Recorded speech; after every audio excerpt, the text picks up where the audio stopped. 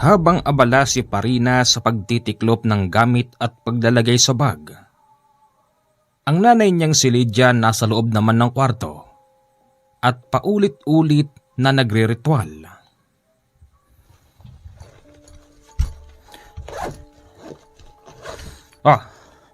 Anong ginagawa mo, anak? Tay, bukas na po ang punta ko ng Maynila. Ganun ba? Hindi ka na ba talaga magpapapigil? Iiwanan mo na kami ng nanay mo. Tay, ayokong tumanda rito. Isa pa, alam niyo naman na ayokong manahin yung mga kaalaman niyo ni inay. Hindi ka ba naawa sa amin?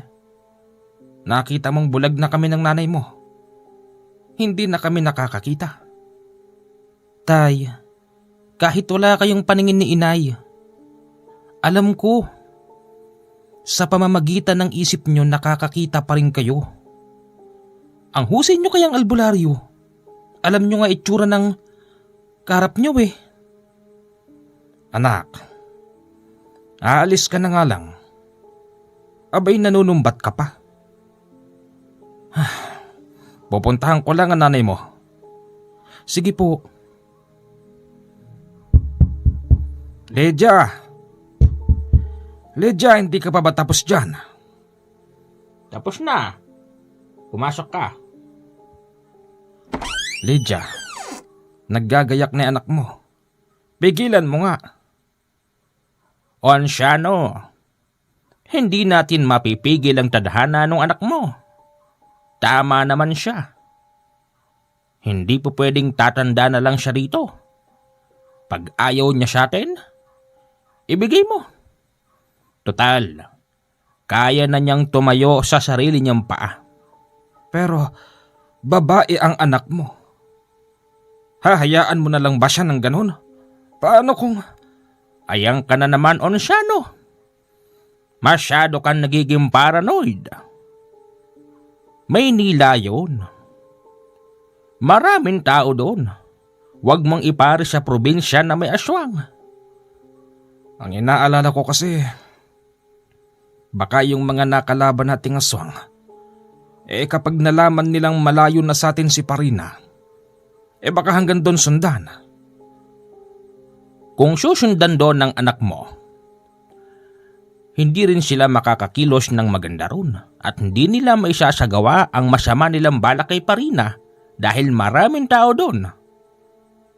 Ganun ba? Palibhasa kasi, Onsyano, hindi ka pa nakarating sa Maynila. Hanggang dulo ka lang ng baryo. Ikaw talaga.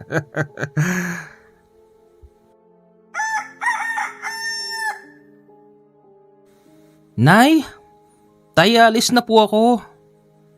Sige anak. Huwag mong kakalimutan palaging manalangin.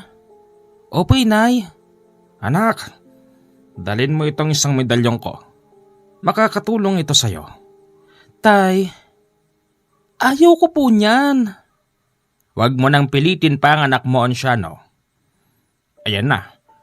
Nararamdaman ko na may paparating ng mga pasyente. Sige anak, basta wag mong kakalimutan na tumaligrama sa amin. Wag mo na kaming isipin pagdating sa pera. Kaya na namin ang sarili namin. Bago sila umalis, niyakap-yakap muna ni Parina ang mga magulang niyang bulag. Pumunta siya ng Manila. First time niya lang na makakarating doon. Pero hindi siya makakarating doon kung hindi dahil sa kanyang kakilala na matagal nang nagtatrabaho kila Don Eddie. Ito na yun. Oo, tama.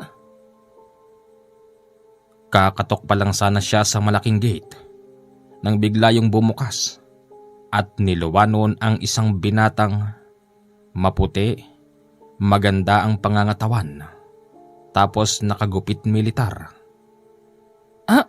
Magandang umaga po. Good morning. May kailangan po sila? Dito po ba yung bahay ni Don Eddie? Oo, ako si Philip. Ako yung anak ni Don Eddie. Bakit? Ah, pinapunta ako rito nung kakilala ko eh. Si Michelle? Si Michelle. Wala na rito yun eh. Matagal nang nagtatrabaho dito yun eh. Gusto na sigurong bumalik ng probinsya. Oo nga po. Pero sabi niya po sa akin, ako na lang daw po ang papalit sa kanya. Ganun ba? Sige, halika, pasok ka. Napansin ni Parina. Maganda kung ngumiti yung lalaki. Pero yung titig nito, para bang merong gustong gawin. Pa. Ito na yung kapalit ni Michelle. Ano nang ang pangalan mo? Parina po. Pa, Parina daw. Galing ng probinsya. Sige. Anong ginagawa ng papa mo? Nagpapamasahe. Kaya nakadapa. Di ka pa niya nakikita eh. Pagmeriendahin mo muna siya. Pakainin mo muna siya. Dalhin mo sa kwarto para makapagpahinga. Sige pa. Halika. Unang ekspresyon ni Parina sa loob ng bahay. Sadyang napakaganda. Wow, ang ganda rito. Sige at kung may kailangan ka pa, labas ka lang doon. Mamaya, ibibriefing ka ni Papa sa mga trabaho mo rito. Sige, salamat. Iba man kung tumingin ang lalaking yun. Pero nahahalata naman ni Parina na mukha itong matino. Naiinip siya sa loob ng kwartong tutuluyan niya. Kaya't lumabas muna siya ng kwarto. Lumibot-libot muna siya sa bahay. Akala niya marami silang kasambahay. Dahil sa luwang ng bahay, kung isa lang ang kasambahay tiyak na mahihirapan. Ay, kabayo! Teka, sino ka? Hoy, paano ka nakapasok dito? Parina po. Sinong Parina? Wala akong kilalang Parina. Magnanakaw ka ano? Naku, hindi po. Kasambahay po ako rito. Kasambahay. Hoy, sandali! Philip, sino itong babaeng to? Si Parina. Bagong dating lang yan, kuya. Di ko agad napakilala sa'yo, kagigising mo lang kasi. Parina si Kuya Noel. Kala ko kung sino na eh. Nakita na ba yan ni Papa? Nagpapamasahe pa si Papa eh. Kanina nakatalikod kaya buro lang oo. Ganun ba? Anong ginagawa mo? Gusto ko po sanang pasyalan tong buong bahay. Para naman makita ko kung gaano kalawak tong lilinisin ko. Parina, tama di ba? Opo. Hindi lahat ng kwarto rito ay pwede mong pasukin. At kung meron ka mang lilinisin, limitado lang. Sa palagay mo ba, kaya mong linisin tong luwang neto? Hindi. Kung ano lang iutos sa'yo ni Papa. Yun lang, okay? Okay po, sir. Sige Parina, libot ka na basta wag kang papasok sa mga kwarto ha. O sige. Halos napagod si Parina bago niya malibot ang karamihan. Sadya nga naman kasing napakaluwang noon. Parina! Po? Halika at kakausapin ka raw ng Papa. Opo, nandyan na. Agad siyang bumaba sa ikaunang palapag ng bahay. Doon ay nakita niya si Don Eddie na kasalukuyang nakaupo sa sopa. Tapos meron dalawang babaeng nagmamasahe pa rin sa kanya. Magandang umaga po, Don Eddie. Ikaw na pala yung kapalit ni Michelle. Maganda ka. Hindi naman po. Alam mo, mahusay din talagang pumili si Michelle. Alam na alam niya yung ipapalit niya. Siya nga pala ngayon pa lang, kailangan mo nang malaman ang trabaho mo rito. Ang magiging trabaho mo Hindi ang paglilinis ng bahay. Ang trabaho mo, pagluluto at paglalabada. Hindi ka naman masyadong mahihirapan dahil meron tayong washing machine. Meron ba yan sa probinsya? Naku, wala po. Kamay-kamay lang po gamit namin, tsaka po sa ilog po kami naglalaba. Dito, sa gripo ka maglalaba. Noel! Philip! Papa? Nasaan ba si Noel? Umalis eh. Bata na yun. Hindi bale, magluto ka na ng pananghalian. 11:30, kumakain na kami rito ng tanghalian. At isa pa, huwag kang mahihiya sa amin. At ang gusto naming mangyari dito, sabay-sabay tayong kakain. Kung ano ang kakainin mo, yun din ang kakainin namin. Nagkakaintindihan ba tayo? Opo, sir. Sa mga ganong salita ni Don Eddie, mahahalata mong mabait ito at itinuturing na pamilya ang kasambahay. Hindi naman ganoon ang sinabi sa kanya ni Michelle, basta't ang sabi lang nito magpakatino siya sa pamilyang yun. Unang pagluluto ni Parina sa bahay. Sadyang nasiyahan ang mga amo niya. Adobong manok. Tapos tinolang niluto niya. Ito ang pinakagusto ko pagdating sa adobo. Yung madaming sili at maraming bawang. Naku sir, baka po lumaki pa yung ulo ko niyan. Masyado niyo naman po akong pinupuri. Totoo yun. Parina, totoo yun. Ganyan talaga gusto ni Papa. Sa totoo lang, pag si Michelle ang nag-adobo, di kursunada ni Pape, lalo na pag walang ganong bawang at sili. Halika na, kumain na tayo. Huwag ka nang mahiya pa. Opo sir. Napakasarap sa pakiramdam na ituring ka nakapamilya ng bago mong amo nang dahil doon naging feel at home si Parina sa loob ng mansyon. Pagsapit ng gabi, nakapag-shower na siya at nakasuot na siya ng pantulog nang bigla siyang katukin ni Noel sa kwarto. Parina? Parina? Sir Noel, bakit po? Pagbuksan mo ako. Halika, may pag-uusapan tayo. Opo. Pagbukas niya ng pinto, nakita niya si Noel. Meron itong bit-bit na alak. Meron ding yelo at baso. Doon tayo sa rooftop. Meron tayong pag-uusapan. Naku sir, hindi po ako minom. Ano ka ba? Hindi naman to nakakalasing eh. Sige na, para naman makilala kita. Nandun si Papa. Nandun din si Philip. Halika na. Pamilya tayo rito. Sige po. O Philip, tagay mo na. Nako, tinagayan pa talaga ako ni Kuya. Siya nga pala, Parina. Alam mo ba si Michelle? Halos kaedad mo na nang pumasok siya rito. Ngayon, tumanda na siya. At nang pag-alis niya rito sa bahay, binigyan namin siya ng tinatawag na back pay o kaya naman retirement fee. Siguro naman, napansin mo na maganda ng buhay nila Michelle. Opo Don Eddie. Dati po kubo lang ang bahay noon. Pero ngayon, yung bahay po nila ang ayos.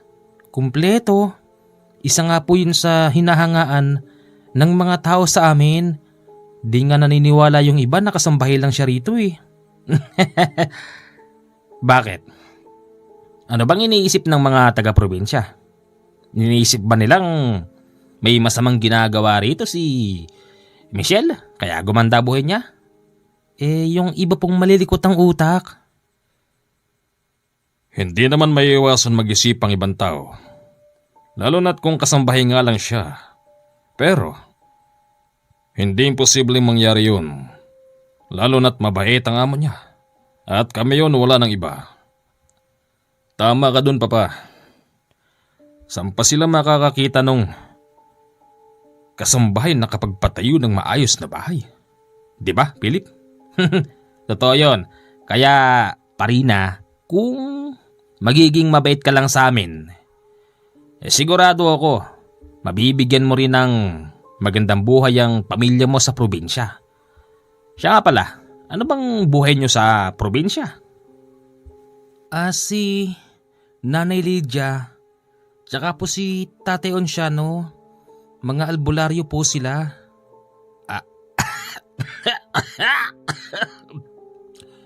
O Philip, bakit ka nasa med? Wala kuya. Tapos? Hindi po sila nanghihingi ng donasyon sa mga natutulungan nila.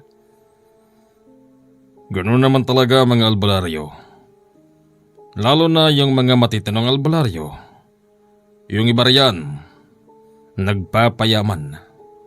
Ginagamit ang pagiging albularyo para magkapera. Bilib ako sa mga magulang mo, Parina. Naku, salamat po. Kaya lang, parehas na po silang bulag eh.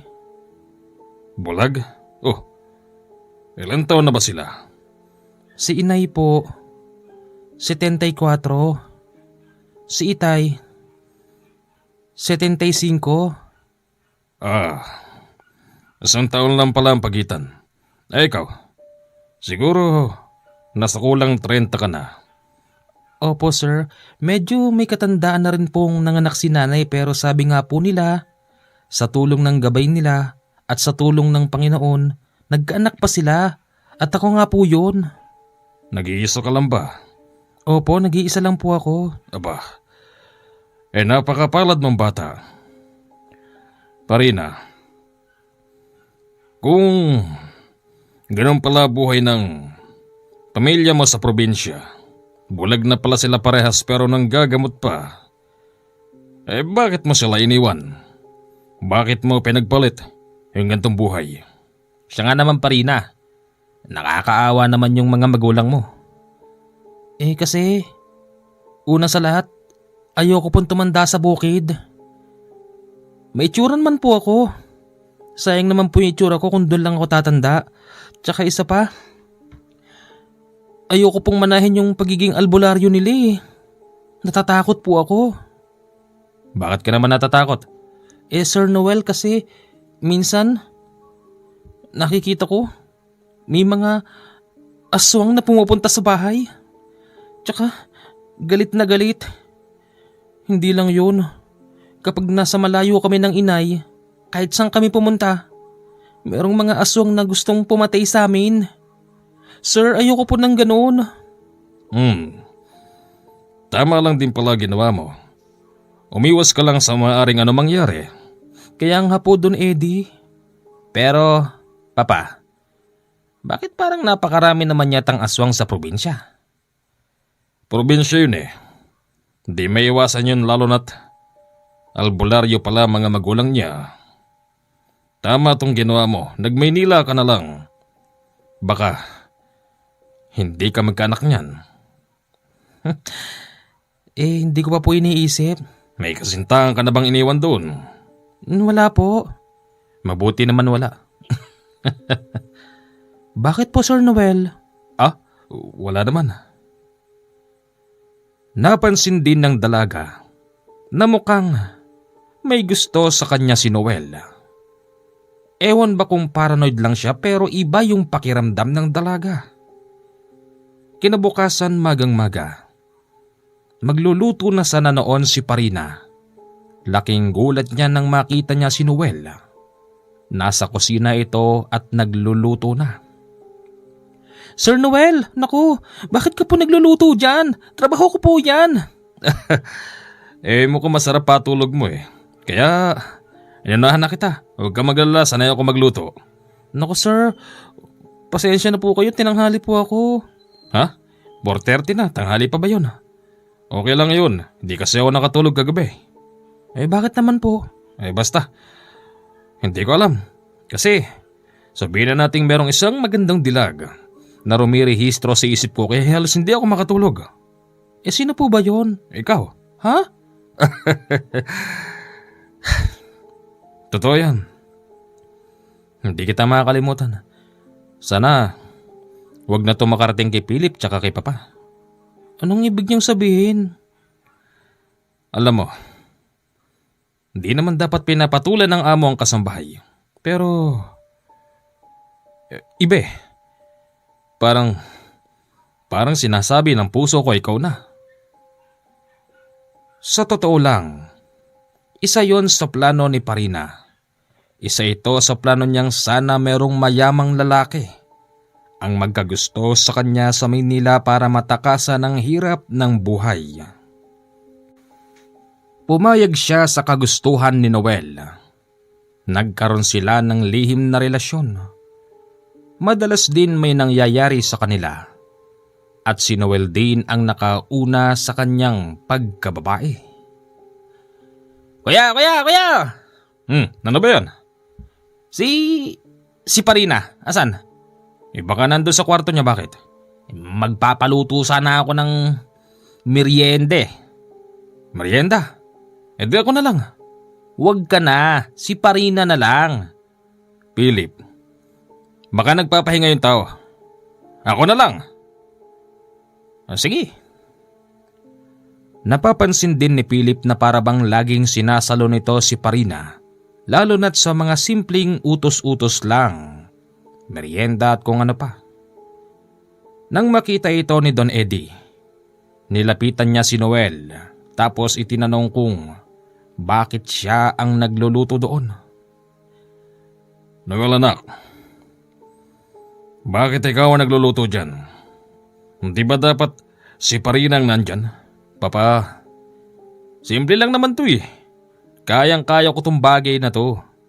Yang kasing si Philip masyadong palautos. Di naman dapat inuutos sa kasambahay yung mga ganito eh. Nakakahiya naman kay Parina kung gigisingin ko pa. Ganun ba? Oo, Papa.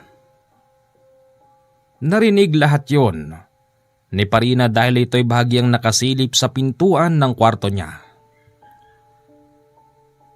Isang araw, ang sabi ni Don Eddie, magbabakasyon daw sila sa isang napakagandang beach sa Batangas.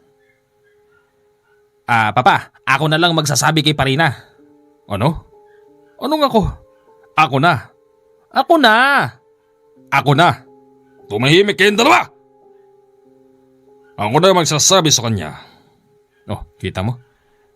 Nasigawan tuloy tayo ni Papa. Sige Papa, ikaw na lang. Parina, Sir? buksan mo to. Opo. Ano po yun? Gumayak ka. May pupuntahan tayo. Saan po? Pupunta tayo sa Batangas. Magbibits tayo. Magdala ka ng maraming kasuotan. Pero wala pong may iwan dito, sir. Basta sumama ka na lang. Opo. Nagpunta nga sila sa magandang beach sa Batangas. At ang napansin ni Parina, para bang siya yung itinuturing na unika iha ng pamilyang yon. Kasi hindi siya pinagagalaw sa mga lutuin. Ang mag-aama ang siyang kumikilos. Huwag na Parina, kami ng bala rito. Siya nga naman Parina, diyan ka na lang. Nilapitan siya ni Noel, tapos binulungan. Parina, pasensya ka na sa pamilya ko ha. Ganyan talaga kami. Pag nag-outing kami, gusto namin yung kasama namin babae. Magsisilbing unika iha namin, prinsesa, ganun. Kaya hayaan mo na kami ha. Sige. Nagpaalam din siya kay Noel na maglalakad-lakad muna siya sa gilid ng dagat. Pinayagan naman siya nito. At nang makalayo siya ng halos kulang 1 kilometro, nakasalubong siya ng matandang. May bit-bit na banyerang plastik at may laman na mga hipon, alimango at kung ano-anong klase ng isda. Inalok siya nito, pero tinanggihan niya. Pero laking gulat niya nang sabihing nagdadalang tao daw siya. Ano? Nagdadalang tao ko? Nagdadalang tao ka, iha. Naaamoy ko ang bata sa iyong sinapupunan. Naisip noon ni Parina na hindi kaya't aswang ang matandang yon. Nakatingin kasi yon sa kanyang tiyan. Tapos noon tumalikod na ito. Aswang kaya yun? Pero mukha naman siyang normal. Bumalik na siya kung saan sila nakatuloy. Sinabi niya kay Noel ang sinabi ng matanda. Noel, kinakabahan ako. Uy, bakit naman? Kasi sabi ng matandang nakasalubong ko, nagdadalang tao daw ako. Kasi di na rin ako dinadatnan eh. Akala ni Parina magagalit si Noel. Akala niya makakadinig siya ng kung anong salita pero natuwa pa ito at nagsisigaw. Narinig yon ni Philip at ni Don Eddie. Yahoo! Magiging tatay na ako! Uy, ano magiging tatay? Sino? Kanino? Hoy, Noel, ano ba yan? Dad, magiging tatay na raw si Kuya. Ano? At sino naman yung napakaswerteng babae na yun? Ewan, Kuya kanino ba? Kanino pa? Hindi, kay Parina. Napalingon doon ng mag-ama. Lumapit si Don Eddie tapos, iya? Totoo ba? Alanganin pa ito na aminin pero nang kindatan siya ni Noel, nagsabi ito ng totoo. Opo, Don Eddie. Buntis po ako. Si Noel po ang ama. Butil-butil na ang pawis ni Parina nung oras na yon. Iniisip niyang baka magalit si Don Eddie at si Philip. Pero taliwas yon sa nangyari. Ikinatuwa pa ni Don Eddie at ni Philip. Nabuntis ito at si Noel ang ama. Nang dahil doon, naramdaman ni Parina ang pagiging welcome niya sa pamilya ni Don Eddie. At simula nang malamang buntis ito, napansin din niyang lalo siyang inaalagaan ng pamilyang yun. Parina, huwag ka nang kikilos dito sa bahay. Kami ng dalawa ni Kuya Noel at ni Daddy ang bahala rito. Totoo yun. Hindi ka na dapat pa magtrabaho. Ingatan mo yung magiging apo ko. Ingatan mo yung magiging pamangkin ko. Congrats Sa totoo lang nung una natatakot din si Parina na baka hindi siya matanggap ng pamilya ni Noel. Pero sadyang naging kabaligtaran nga yun. Hanggang sa lumipas pa ang 4 na buwan. Halatado na ang pagdadalang tao ni Parina. Parina? Paano kung magpadala ka kaya ng pera sa probinsya? Tsaka telegrama.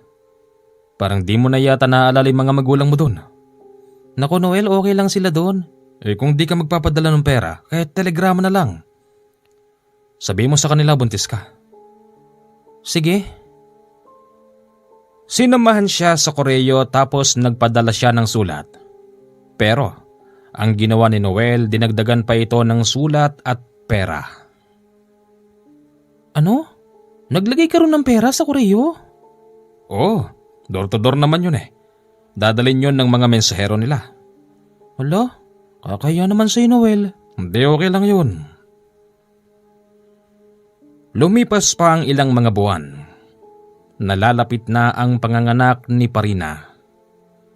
Kumuha na rin sila ng tinatawag na komadrona na magtitingin sa kanya.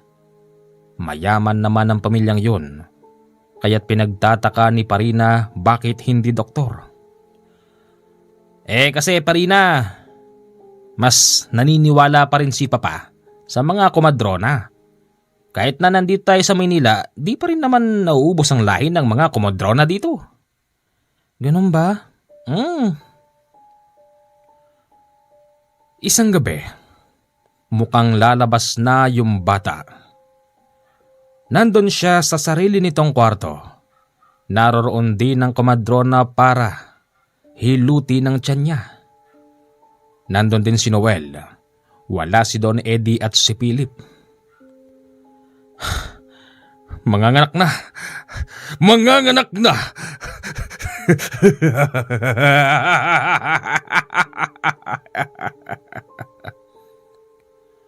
Hindi galak, hindi tuwa ang nakikita ni Parina sa lalaki. Para bang meron itong ibig sabihin. Lalo na't nang tumawa ng ganon si Noel, nakita niyang para bang meron itong pangil sa magkabila nitong gilagid. Habang ang komadrona tila ba naging tipe habang hinahagod ang tiyan niya, tapos sumesenyas lang ito kapag kinakailangan niyang umire. Hindi nagtagal na ilabas na nga yung bata. Nilinisan ito ng komadrona at binihisan. Papa! Philip! Ang anak ko! Tingnan nyo!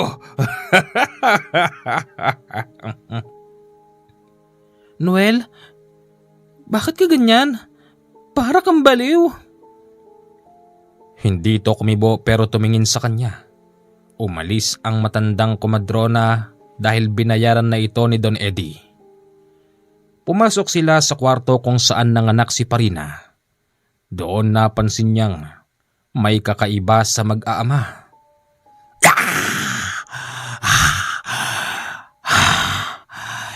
Ang tagapagmana!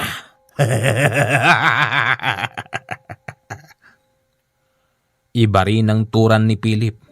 Iba rin ang itsura nito. Basta't iba sila maging si Don Eddie. Napakabango! Noel! Napakabango! Lumingon si Noel kay Parina habang ito'y nakahiga. Pilit siya nitong binangon. Halika, sumama ka sa akin. Saan tayo pupunta? Yung anak ko. Hindi mo siya anak. Anak ko siya. Dinala siya nito sa tambakan ng basura at doon pinagtatadyakan at sinaktan. Nagtataka na si Parina kung anong nangyayari. Hindi niya alam ang ibig sabihin ng lahat ng pinaggagawa sa kanya ng pamilyang yun. Bagkus nung una iniisip niyang welcome siya sa lahat ng bagay. Noel, ano ba itong ginagawa mo sa akin? Magmula ngayon, diyan ka na hanggang sa mamatay ka. Kuya Noel, bakit hindi na lang natin siya pagsasaan? Ano? Laking gulat ni Parina nang tuluyan nang nagpalit ng anyo ang mga yun. Una si Noel, sumunod si Philip at ang pinakahuli yung tatay. Noel, anak ko, magaling ang ginawa mo. Nagkaroon na tayo ng isang pamilya. Wala nang kwentang punlaan ng babaeng ito. O tay, kinong bahala sa kanya. Sige, akong bahala sa'yo. Kakainin ko yung laman loob mo. Hindi makapaniwala si Parina na pamilya pala ng aswang ang napasukan niya. Kaya naman pala ganun na lang kabait sa kanya mga yon nang malaman nilang buntis ito.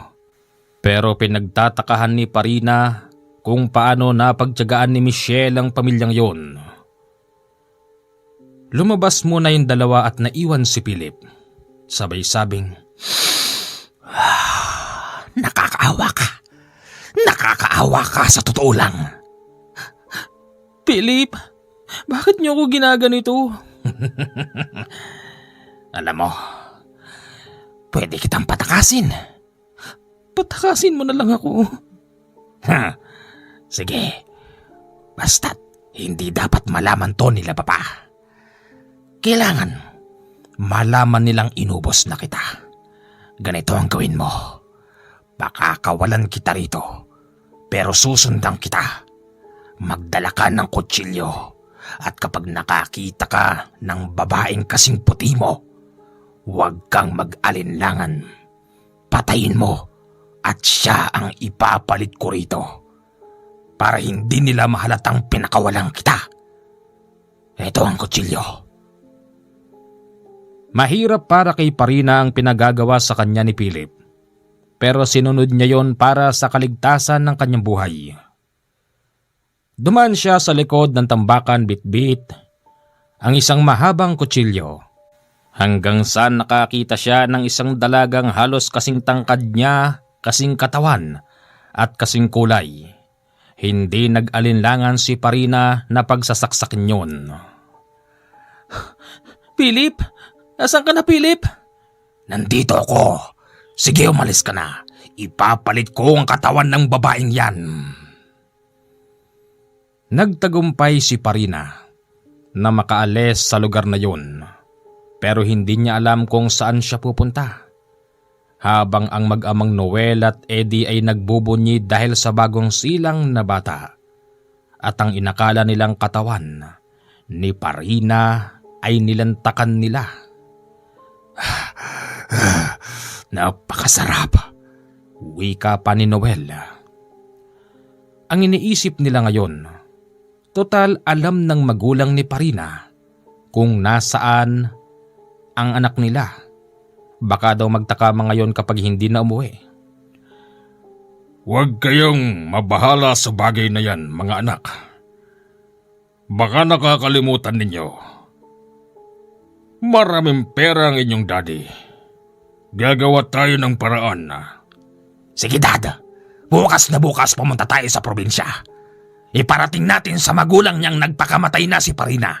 At kailangan natin kumuha ng mga peking dokumento mula sa mga nag-autopsy na mga doktor.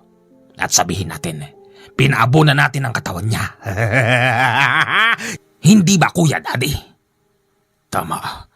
Tama ron si Philip sa sinabi niya, Dad. O sige. Kinabukasan pumunta sila sa kakuntsaban doktor. Doon nagpagawa ng kunwaring tinatawag na autopsy. Palalabasing nagpakamatay ito dahil sa bugso ng damdamin. Pupunta tayo sa probinsya ni Parina. Pagdating natin doon, ibibigay natin ang abo. At ang dokumentong to pagpapatunay na nag-suicide siya dahil nabuntis siya ng kung sino mang lalaki at di siya pinanindigan. Sige, Papa. Tama yan. Sige, Papa. Tara! Nang makarating naman ako sa probinsya nang makakita ako ng mga kalahi natin doon. Kinabukasan ng hapon, narating nila ang probinsya ni Parina. Ipinagtataka ng mga magulang nito kung bakit merong isang van na huminto sa harap ng bahay nila. Oh, Lydia, ay may tao. Aba, mukhang merong kayatang pasyenteng mayaman o siya, no? Magandang hapon ho. Kayo ba si Lydia Tonciano? Yung mga magulang ni Parina? Oho, kami nga ho. Bakit po? Teka, anong ibig sabihin ng banga na yan? Ito po ay abo. Abo? Bakit? Sinong abo na yan? Sinong laman yan?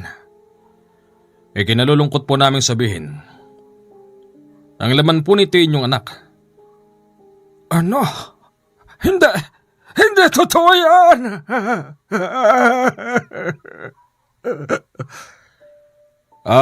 Ako ho si Don Eddie.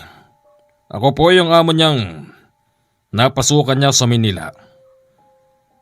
Ito po yung mga dokumentong pagpapatunay na nag-suicide po siya. Ayon po yan sa autopsy ni Doc Ferrer.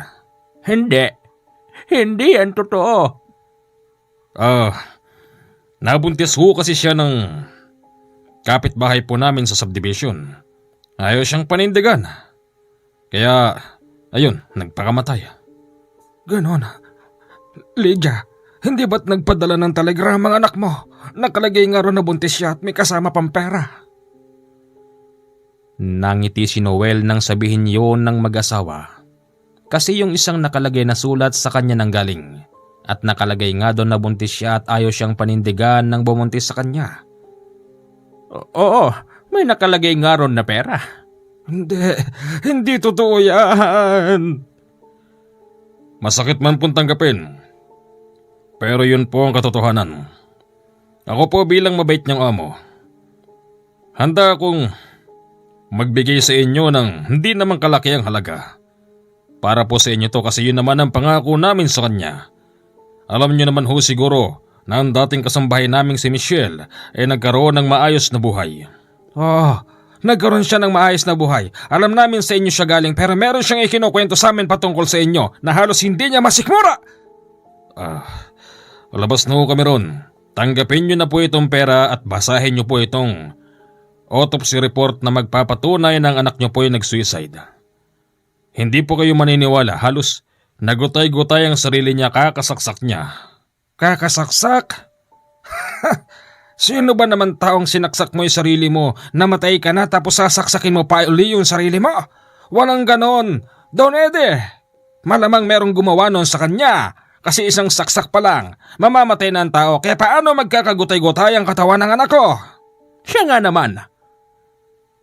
Mga probinsyano nga kaming walang pinag-aralan. Mga kung tawagin niyo yung mga ignorante, pero hindi kami tanga. Yun nga po talaga ang totoo. At pagdating po sa bagay na yan, pinaiimbestigahan ko pa po yan sa mga pulis. Ginagawa ko naman po ang lahat para malaman kung sino bang salarin. Pero sabi mo kanina nag-suicide siya. Yun na nga, isang saksak tapos siguro may dumating ganun. Sino nga lang? Kunin nyo na ito. Bilang bayad sa inyo at basahin nyo ang nilalaman ng dokumento. Pirmado yan ni Doc Ferrer. Ikaw, Don Ede, magsasabi ng totoo. Sa yaman mo, sa dami mong koneksyon at pera, kaya mong baligtarin ang buong katotohanan. Teka sandali lang, masyado na tayong tumatagal dito eh. Ano bang ibig mo sabihin? Kami ba ang pinagbibintangan mo na pumatay sa anak mo, ganun ba? Kayo nga. Mga walang hiya kayo. Nag-iisang anak namin yan pero ganyan ang ginawa ninyo. Lintik lang ang walang ganti. Sisiguraduhin namin sa inyo na mamamatay kayong tatlo. Masyado na kami tumatagal dito. Kung ayaw yung tanggapin, bala kayo sa buhay nyo. Mga hipokrito! Tara na mga anak! Hindi tinanggap ng mag-asawang Onciano at Lydia ang paliwanag ng mga yun. Hindi rin nila kinuha ang abo na bitbit ni Philip dahil hindi sila naniniwalang yon ang abo ng anak nila. Mga walang hiya sila. Akala nila siguro maloloko nila tayo. Nararamdaman ko, Onciano, na buhay pa ang anak mo. Ako rin. At isa sa kanila ang makapagsasabi ng katotohanan. Pero naramdaman ko rin, Lydia, na mukhang pinahirapan nila ang anak natin. Kaya hindi ako makapapayag na gaganong-ganunin na lang nila ang nakaraan ng anak natin. At bukod pa ron, Onciano, naamoy ko mukhang aswang ang mga yun. At hindi basta aswang, mataas na uri ng aswang. Tama, umanda sila. Alam mo nang gagawin mo? Oo, basta umasa tayong buhay pa si Parina. Sige. Halika sa likod. Magpalipad hangin tayo. Manawagan tayo sa mga kapwa natin albularyo. Humingi tayo ng tulong. Sigurado kung hindi pa nakakalis ang mga aswang na yon. Dito sa probinsya natin, dito sila dapat na mamatay. Dapat na silang wakasan. Sige. Bago pumunta sa likod, may kinuha sa baul ang mag-asawang bulag. Sa unang pagkakataon nilabas nila ang isang batong kulay pula at isang kulay itim. Pinagtigisahan nila yon mag-asawa. Pumunta sila sa likod tapos nagtarak ng kandilang 4. At yung 2 bato nakalagay sa telang kulay puti at nakapagitna yun sa mga nakasinding kandila at sinimulan na ng matandang lalaki ang pagdarasal. Isa ito sa proseso ng kanyang pagpapalipad hangin.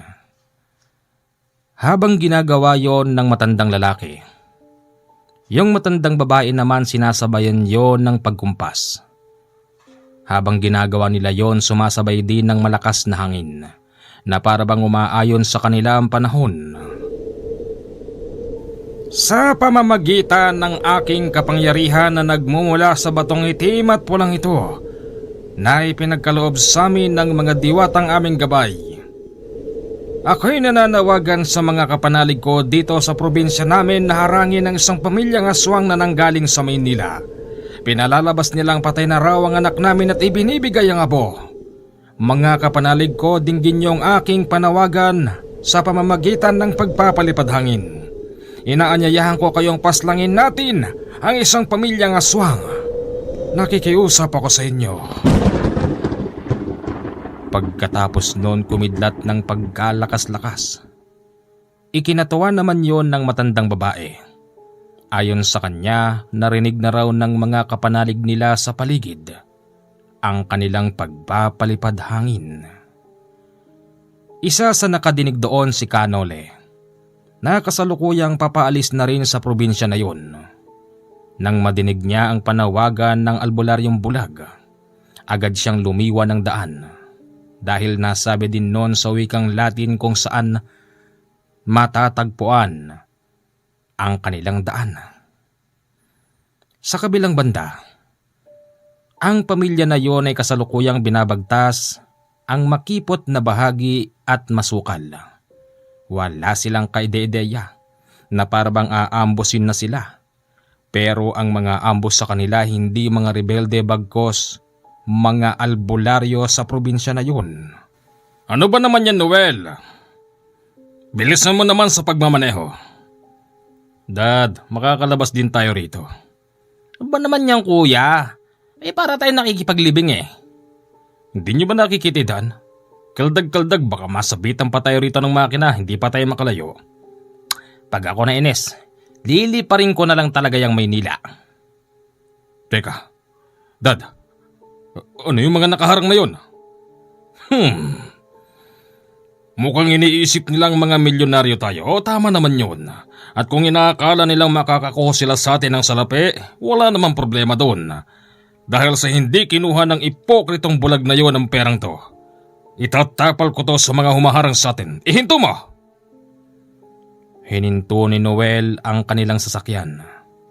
Bumaba si Don Eddie at hinarap ang 4 na lalaking nakaharang sa daan. Anong kailangan nyo sa amin? Hold upin nyo ba kami? Wala naman kayong mga itak, mga baril. Anong kailangan nyo sa amin? Bakit ayaw nyong magsalita? Kung hindi ako nagkakamali, ikaw si Don Eddie. Oh, ako ngayon. Sino ka? Tama nga ang panawagan ng albularyong bulag. Don Eddie, ikinalulungkot kong sabihin pero ito na ang katapusan nyo. Ano? Naloloko ka na ba ha? Anong sinasabi mo dyan? Dad, kailangan ba kami dyan? Huwag kang bababa rito, Philip. Hindi mapigil ni Don Eddie ang mga lalaki. Unti-unti silang lumalapit. Tapos ikinagulat ng mga ito. Sa likod ng mga lalaki lumabas ang babaeng si Parina. Parina? Buhay ka? Paano? Oo, buhay ako. Humanda ka ngayon, Don Eddie. 2 sa mga kasama ni Parina pumunta sa van. Pilit nilang nilabas si Philip at si Noel at binugbog. Habang si Don Eddie ay unti-unting nagpalit ng anyo.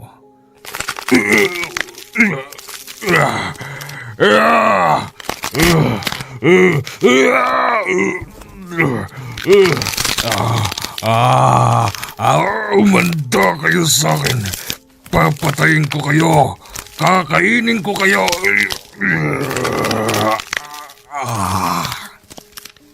Nagpalit ka man ng anyo pero hindi ka nakakatakot. Tatagpasin ko yung ulo mo bilang kabayaran ng pangwawalang hiya nyo sa babaeng to. Susugod pa lang noon si Don Eddie nang bigla siyang harapin ng isang humabang punyal.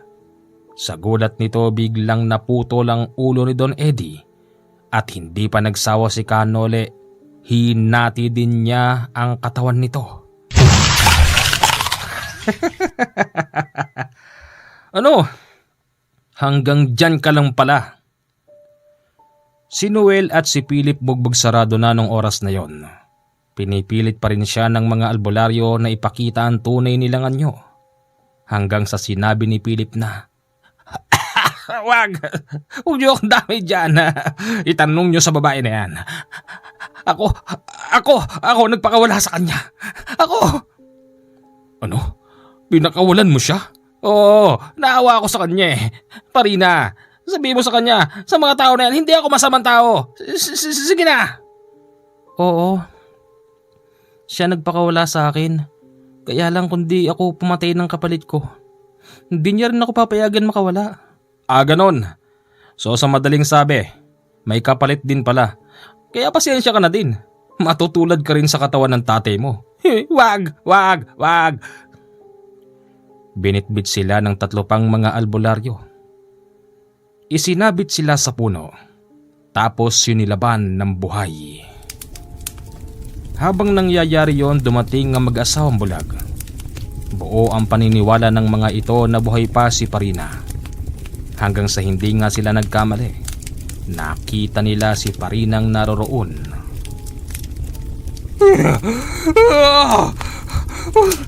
Parangawan nyo na. Alisin nyo kami rito sa apoy. Sigaw ni Noel. Ganon din naman si Philip. Pinagsisigawan din ni Philip na nagsisisi na siya. Dapat daw hindi na niya pinakawalan pa si Parina. Habang ang mag-iina, mag-aamay nag-aakapan. At nagpapasalamat ang mag-asawang albularyong bulag dahil sa bilis ng pagkilos ng mga kapanalig nila sa probinsya. Yan ang dapat sa inyo. Hindi kayo mga tao. Sigaw pa ng matandang Onsyano. At dito na po natatapos ang isa nating magandang kwento. Magandang gabi po sa inyong lahat. Huwag kalimutan mag-comment ng Hi Commander o kaya na may Hello Commander. Maraming salamat po sa inyong lahat. Habang abala